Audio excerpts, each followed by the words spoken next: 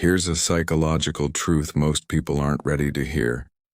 High intelligence doesn't look impressive. It doesn't demand attention. It doesn't try to prove itself. In fact, most of the time, it looks completely ordinary. And that's exactly why you miss it. Because you've been conditioned to associate intelligence with noise, with confidence, with people who speak fast, think fast, and respond instantly. But real intelligence doesn't rush. It watches. It waits.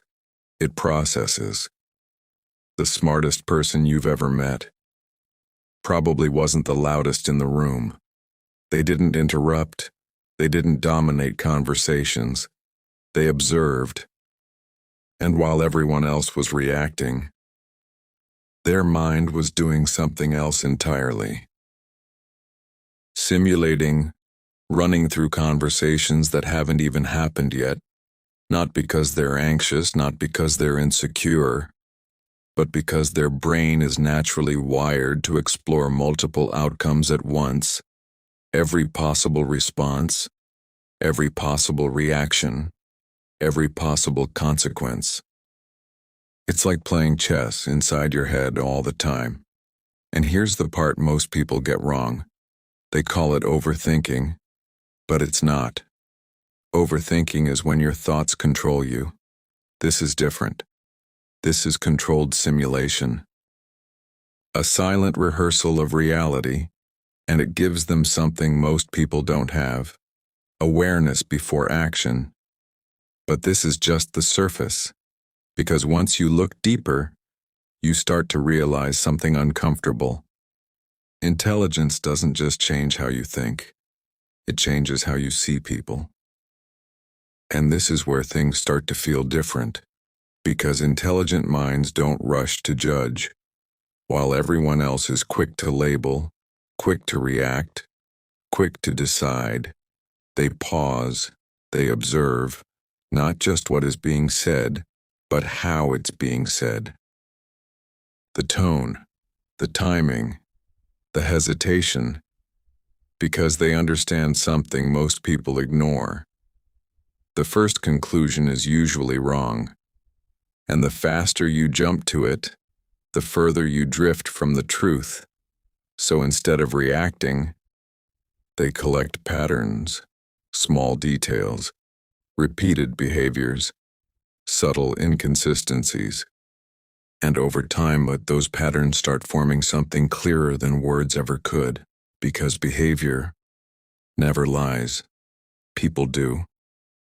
And once you start seeing that, it changes everything. Conversations feel different. You stop listening to what people say and start noticing what they reveal. And this is where another strange habit appears. Intelligent people spend time thinking about things that seem completely unnecessary, ideas that don't have immediate value, thoughts that don't lead anywhere, at least not right away. Random connections, abstract concepts, hypothetical situations. To most people, it looks pointless. But it's not. To most people, it looks pointless. But it's not. Because this is where creativity is built. This is where innovation begins. In the space where nothing seems useful. Until suddenly, everything connects. And this is also why they often feel different, slightly disconnected, not because they want to be, but because they see things others don't. And once you see it, you can't unsee it. But the rarest trait of all isn't how they think, it's how they relate to their own thoughts. Because unlike most people, they don't believe everything their mind tells them. Think about that for a second. Most people assume their thoughts are facts. If they feel something, it must be true. If they think something, it must be real.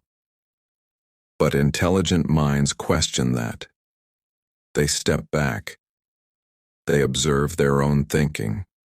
the same way they observe the world, and this creates distance, a gap between stimulus and response, between thought and action, and inside that gap is control. While most people are being pulled by impulses, emotions, automatic reactions, they pause, they choose, and this ability has a name. It's called metacognition, the awareness of your own mind, not just thinking but watching yourself think. And once you develop it, something shifts. You stop reacting automatically.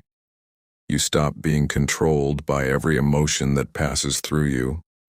You stop believing every thought that appears in your head, and for the first time, you start choosing who you want to be.